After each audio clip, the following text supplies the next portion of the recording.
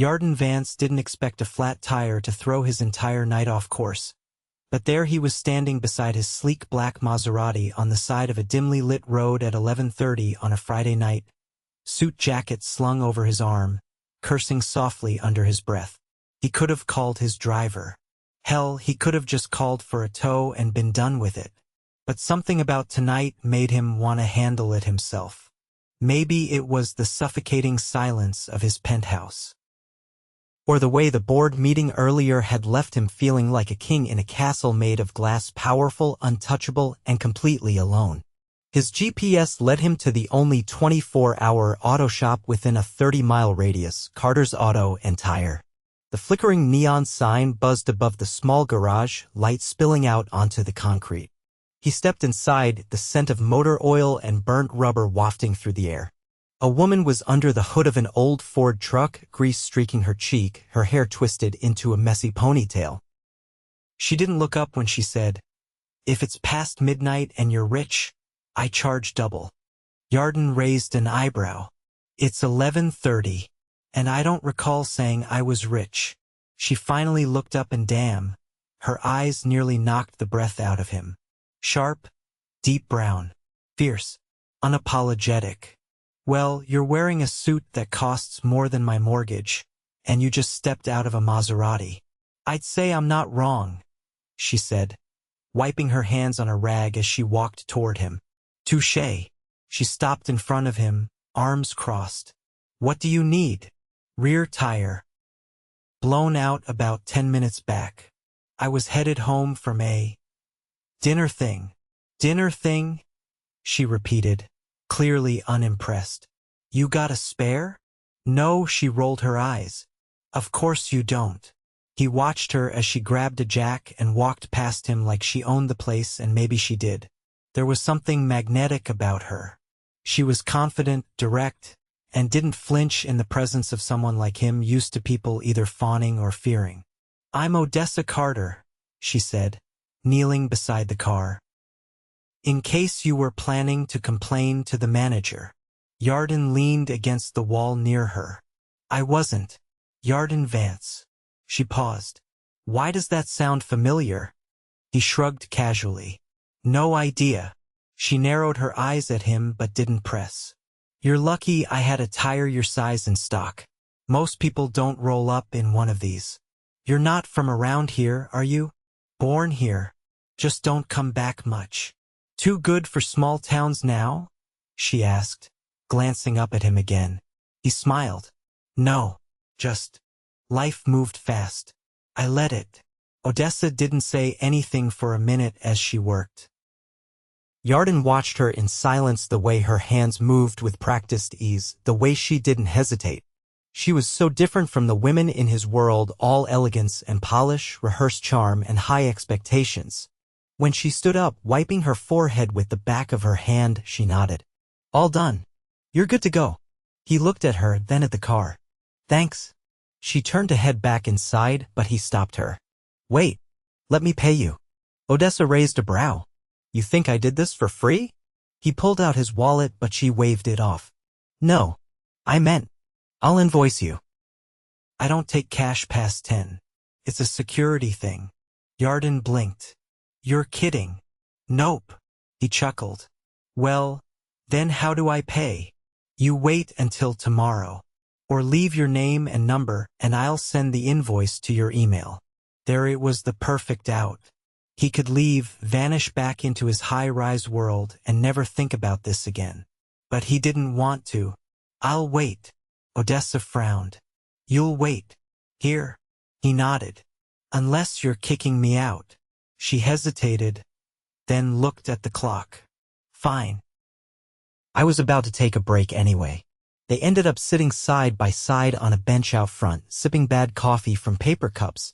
The night was quiet except for the occasional passing car and the buzz of the sign. "So what do you really do, Yarden Vance?" He looked at her, wondering if she was testing him. "I run a company." "What kind of company?" "Investments. Tech stuff." "Boring." She laughed. "You don't seem boring." He tilted his head. "Neither do you. You own this place." "Yeah. My dad opened it 20 years ago. Passed away 5 years back." I took over. I'm sorry. She shrugged. He loved this place. Taught me everything.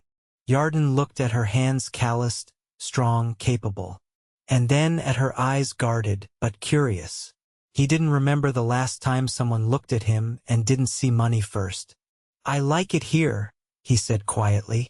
Odessa raised an eyebrow. The tire shop? He smiled. No. Here. Sitting with you. She looked away, a small smile playing on her lips. You're weird. Probably. They sat in silence again.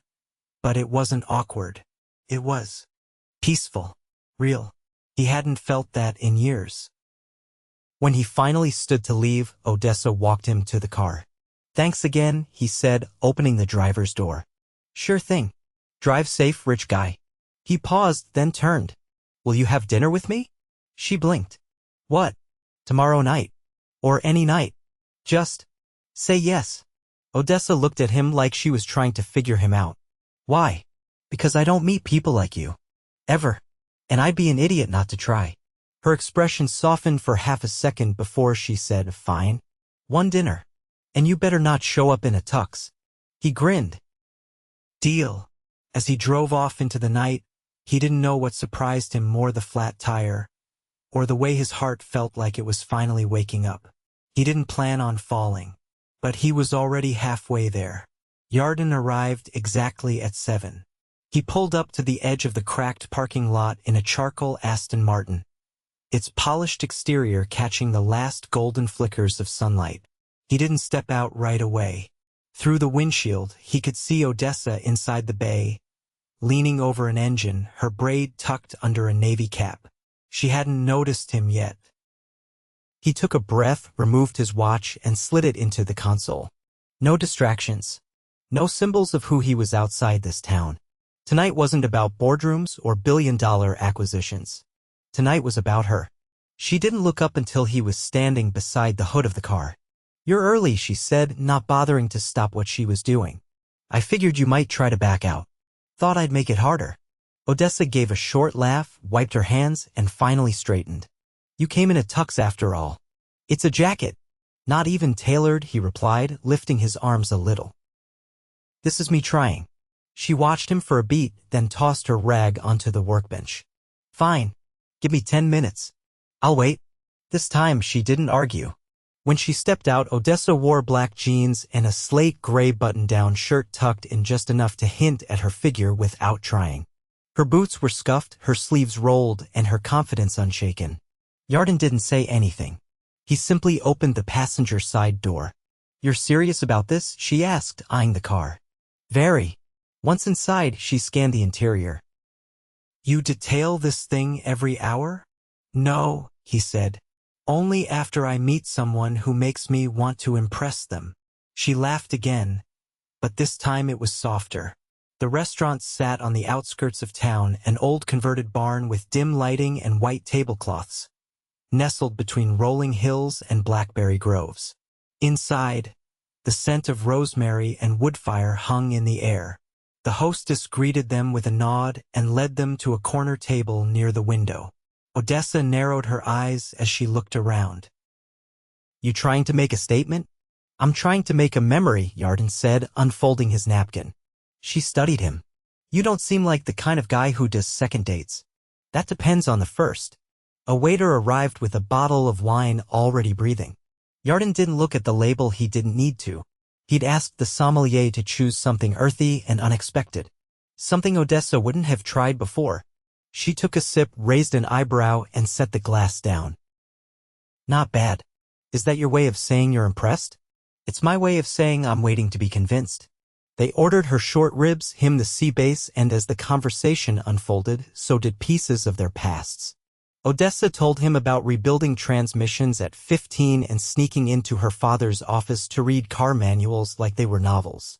She admitted she never finished college, not because she couldn't, but because she didn't want to leave the garage behind. Yarden didn't give her his resume. He didn't drop names or figures. He told her about the first time he got burned, really burned. A startup he believed in collapsed in less than 4 months, taking $3 million with it. He told her about the silence that came after, how even the penthouse felt like a tomb. "You don't talk like someone who wins all the time," she said, chewing slowly. "I don't. I just recover faster." Odessa leaned back in her chair. "So why me?" He met her gaze. "Because you made me feel something I forgot was possible. That night in the shop I didn't want to leave. I still don't." She didn't answer right away. Instead, she looked down at her plate, then out the window. "I don't usually do this. Dinner. Letting people in." Yarden's expression didn't change. "Then I won't take it lightly." After dessert molten cake, her choice, they walked out into the night. The air was cooler now, the sky a blanket of stars. Odessa stopped beside the car, her fingers brushing the side mirror. "That was different. Good different." She hesitated. "Yeah, good. Then let me drive you somewhere." "Where?" He looked at her. "Trust me." She didn't answer right away. Her eyes searched his like she was weighing the risk. Finally, she nodded once. He took her not to a club or a rooftop bar, but to a hilltop clearing just outside town. The road was hidden, barely a lane wide, but it opened onto a stretch of grass overlooking the valley.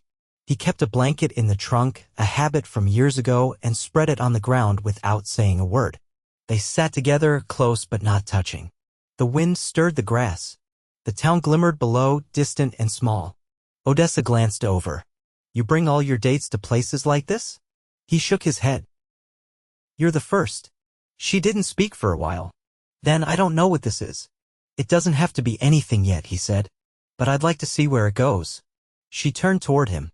"You're not what I expected." "Neither are you."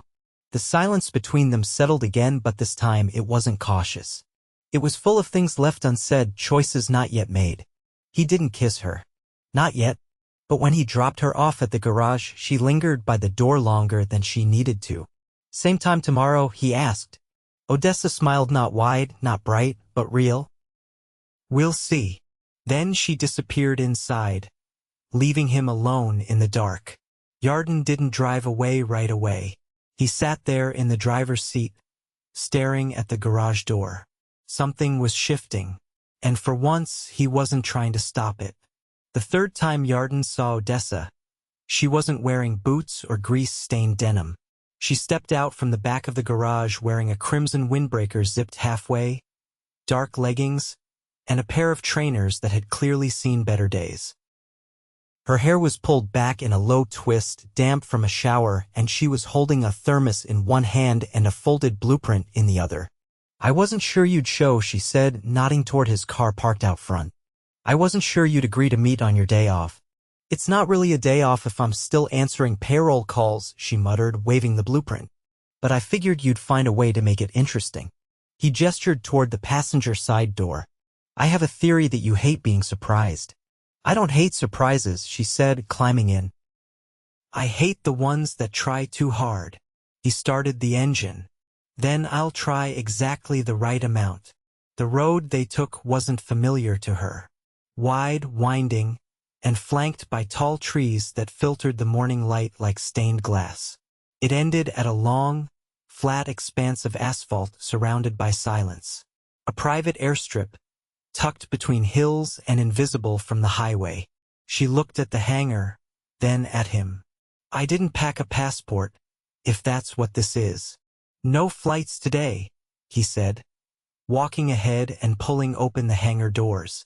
Inside was a matte black 1965 Shelby Cobra. Immaculate. Restored. Waiting. Her mouth parted just slightly. "You said you used to rebuild carburetors at 15, he said, handing her a key. "Thought you might want to test something a little faster." She circled the car slowly, fingers trailing over the smooth fender. "This is real. Every bolt. You just keep this lying around?" "I bought it 10 years ago. Never let anyone drive it. Until now." She looked up at him. "What if I crash it?" "I'll fix it."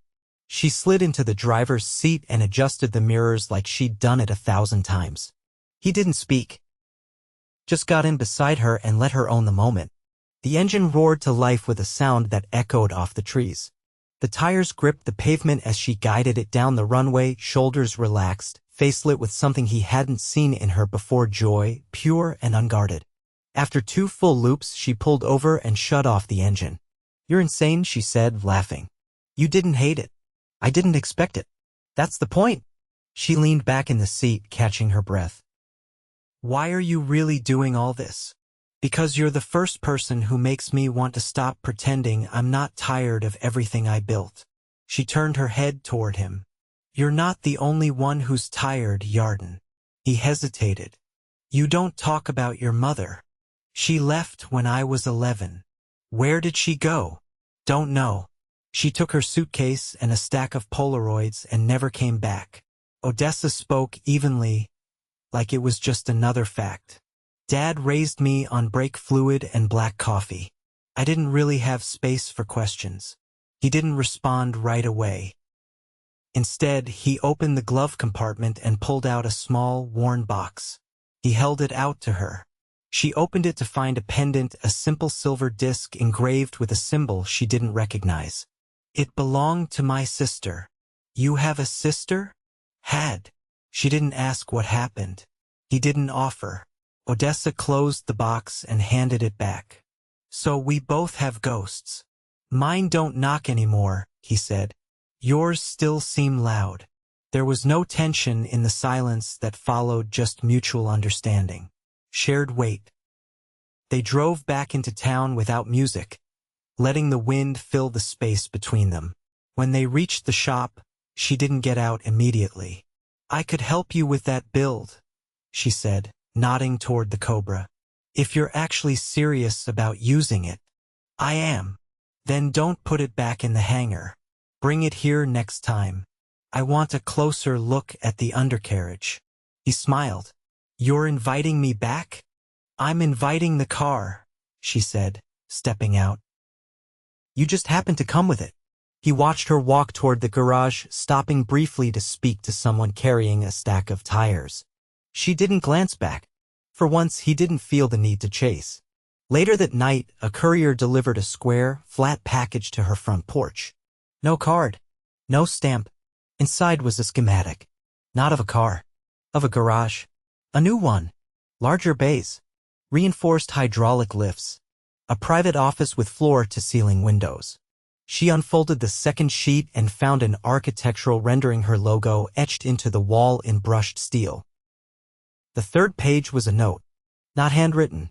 Just typed in clean block letters. "You said the roof leaks when it storms." He didn't sign it. He didn't have to.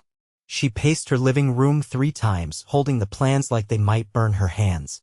Then she folded them carefully, tucked them into a drawer, and turned off the lights. She wasn't ready to say yes, but she also wasn't ready to walk away. Neither was he. Odessa stepped into her office Tuesday morning and found a single envelope on her desk. No courier. No assistant had handed it to her. Just the envelope, white and weighted, with her name written in blue ink across the front. She stared at it for a moment before opening it. Inside was a business license application. Blank except for the pre-filled name at the top, Carter Performance and Restoration. Her fingers tightened slightly on the paper. She hadn't told Yarden she'd been thinking about expanding, had barely admitted it to herself. But there it was. The name she'd scribbled on napkins and old receipts. He'd given it form. She folded the paper, slid it back into the envelope, and tucked it inside the drawer with the garage blueprints. Still unframed. Still untouched. That night, he didn't show. No call. No message. The next day, same. By Thursday, she was rebuilding a transmission with her sleeves rolled up to her elbows, trying to forget about the way the air felt heavier with every hour he didn't walk through her door. By Saturday, she let it go. She didn't have time for ghosts. Not even the living ones. But Sunday morning, before sunrise, someone knocked on the bay door. She grabbed the wrench beside her coffee, cracked it open, and found him standing there in a black hoodie and jeans. He looked like he hadn't slept in days. Windblown. Hollow-eyed. "I had to leave town," he said, voice rough. "Emergency board meeting." "You couldn't say that before vanishing?" "I didn't think I'd be gone more than a night." Odessa stepped back, letting him inside. "You want coffee?" "I want you to yell at me," he said. "Because I deserve it." She grabbed a mug anyway. He followed her into the break room. The silence between them was sharper now. No more softness.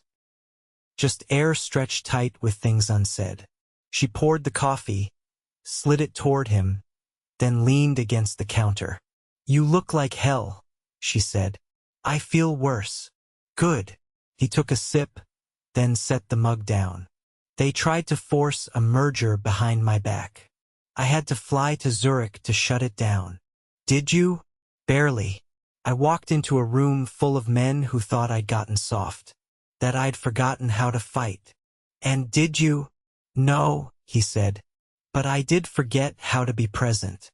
I forgot how to tell the one person who mattered where I'd gone." Odessa didn't speak. "I'm not asking you to understand," he continued. "I'm asking you to let me fix it." She looked at him, really looked. The man who'd given her space instead of pressure. The man who'd handed her architectural plans without conditions. And now the man who stood in front of her, not polished or powerful, but stripped down and honest. "You don't get to disappear and then fix it with blueprints and coffee," she said. "I know. You don't get to decide when I matter and when your empire does. I don't want to choose between them. You don't get that luxury." He stepped closer. "Then tell me what you need. I need to know that if I say yes to this to you, I won't wake up one day and find out I was temporary. You're not. You could have anyone. You could fly away tomorrow and forget this town ever existed." "I could," he said. "But I won't." "Prove it." He pulled something from his pocket and held it out to her, a key. Not to a car or a house. To the front door of his penthouse. "I canceled the lease." She blinked. "What?" "I bought property here. On the ridge above the lake. I'm building something. It'll take 6 months. I'll stay in town until then." "You're moving here?" "If you'll let me." "You're serious?" He met her eyes. "Deadly." She crossed her arms, heart pounding. "That's insane." "Possibly. You're not doing this for me. I'm doing it because I want a life I don't need to escape from. One that doesn't start and end with balance sheets." She exhaled. "You don't even like small towns." "I like this one." She narrowed her eyes. "Why?" "Because you're in it." She stared at him, her chest tight. "You really bought land?" 3 acres. Facing west. She looked away. "I've never been anyone's reason before." "You've always been your own reason," he said. "That's what makes me want to be part of it." She didn't move. Didn't speak. He reached into his coat and pulled out a folded piece of paper. "One last thing." She opened it. A proposal. Not romantic. A business partnership. Carter Performance and Restoration. Her name first. 75% ownership. His investment, her control. Odessa shook her head. "You're either the most reckless billionaire alive or the smartest. Maybe both." She folded the paper slowly, eyes never leaving his. "If I say yes, you don't get to run. Not when it's hard. Not when I call you out. Not when I'm right. I won't. And I don't date investors. Then consider me fired." She stepped forward. Closed the space between them. "You're not charming. I'm aware." She touched his face lightly, just once. "But you're real." Then, without another word, she kissed him. It wasn't soft. It wasn't tentative. It was a decision. He wrapped his arms around her like he'd been holding his breath for weeks. And maybe he had. When she finally pulled back, she looked up at him. "You better not hate west-facing windows. I'll learn to love them." Months later, the new shop opened with a ribbon-cutting ceremony that drew half the town. Odessa wore a black jumpsuit and grease under her nails. Yarden stood beside her, sleeves rolled, hair wind-tousled, smiling like a man who'd stopped pretending to be anything but in love. And when the first car rolled into Bay 1, she handed him a wrench. "Time to get your hands dirty." He took it, grinned. "Lead the way, boss." And just like that, the billionaire who'd once needed a late-night tire change found exactly what he'd never known he was looking for. A home. A partner. And the only woman who had ever told him the truth even when it hurt. The scent of pine and new concrete lingered in the air as Odessa stepped out of the old garage for the final time. She locked the door behind her, the keys warm in her hand, and turned toward the waiting truck. Yarden stood at the driver's side, sleeves rolled to his elbows, a smile tugging at the corners of his mouth as he watched her. "I thought you'd take longer," he said. "I didn't think I'd feel anything," she replied. "But it hit me. Right at the end." Lasts have a way of doing that. She tossed him the keys. It's yours now. I'd rather keep it as it is, Yarden said, catching them. Let the building rest. It earned it. They drove in silence toward the new location, the sun low behind them. The building stood just outside town, sharp lines and glass walls reflecting the amber sky. As they pulled into the lot, Odessa's crew was already gathered, cheering as she stepped out. A banner stretched across the entrance, Carter Performance and Restoration Grand Opening. You ready for this? Yarden asked beside her. I've rebuilt engines with missing pistons. I think I can handle a ribbon and some cameras. You're going to be more than a mechanic now. I was always more, she said. Now the rest of the world gets to see it. The mayor gave a short speech, the ribbon was cut, and champagne bottles popped. Odessa thanked the crowd, then slipped inside to the back bay where everything still smelled like fresh paint and varnish. She ran her hand along the edge of a new lift, then turned as Yarden joined her. They want you out front, he said. I needed a minute. He leaned against the support beam. You did this. You helped. I funded. You built. She looked at him, her voice low. You didn't just fund. You believed when I couldn't. Yarden stepped closer. You made it easy. I was stubborn. Defensive. Hell, I was rude. You were scared. I was too. Odessa tilted her head. You never looked scared. I was terrified the first time I watched you walk away. She swallowed. You never told me that. I didn't want to spook you. I don't spook easy. You do when it comes to love. Odessa didn't deny it. Her fingers brushed the edge of his shirt. What if I told you I'm not anymore? Then I'd ask what changed. I stopped waiting for you to disappear. I won't. I know. He reached into his pocket and pulled out a velvet box. No crowd. No fanfare. Just the two of them in the back of the garage she'd built with her hands and heart. I was going to wait until tonight, he said. Dinner. Candles. The usual. I don't like usual. Exactly. He opened the box. Inside sat a ring platinum, understated, with a single raw cut diamond. I don't want to be your investor, or your safety net, or your plan B. Odessa's eyes didn't leave his. I want to be your partner for real, for always, in every damn thing. The words settled between them, heavier than the ring. She reached out and closed the box slowly, then took his hand. I don't need a ring today. Yarden's expression didn't falter. Okay. But I'm saying yes. His breath caught. Yeah. Yeah. He took her in his arms, the tension of years of silence, of fear, of what-ifs melting into something solid, lasting, certain. The celebration continued outside, but they stayed in the back bay, wrapped in the quiet hum of possibility. Later that night, Odessa stood barefoot on the deck of Yarden's nearly finished house overlooking the lake, watching the moon ripple through the water. He came up behind her, arms looping around her waist. There's something about this place, she said. It's you, he whispered. You made this place feel like home. She turned in his arms. You ever think about what would have happened if you hadn't gotten that flat tire? Every day. And? I would have found another way to meet you. Odessa smiled. You're ridiculously confident. I'm in love with a woman who can rebuild AV-8 blindfolded. I've earned the right. They stayed like that, just holding each other as wind moved through the trees and the world around them finally felt still. 1 year later, on a clear September morning, the garage hummed with quiet anticipation. Odessa stood in the office, buttoning the last snap on her coverall. A knock sounded at the door. Come in. Yarden stepped inside, holding a carefully wrapped box. What's this? Open it. Inside was a small plaque. It read, Carter and Vance Restorations and Futures. She looked up at him. You changed the name. I joined the team. She stepped forward and kissed him, slow and sure. You always were. The new sign went up that afternoon, just as the sun dropped low over the ridge. The shop glowed in the fading light, alive with the sound of engines, laughter, and the quiet certainty of two people who had finally stopped running.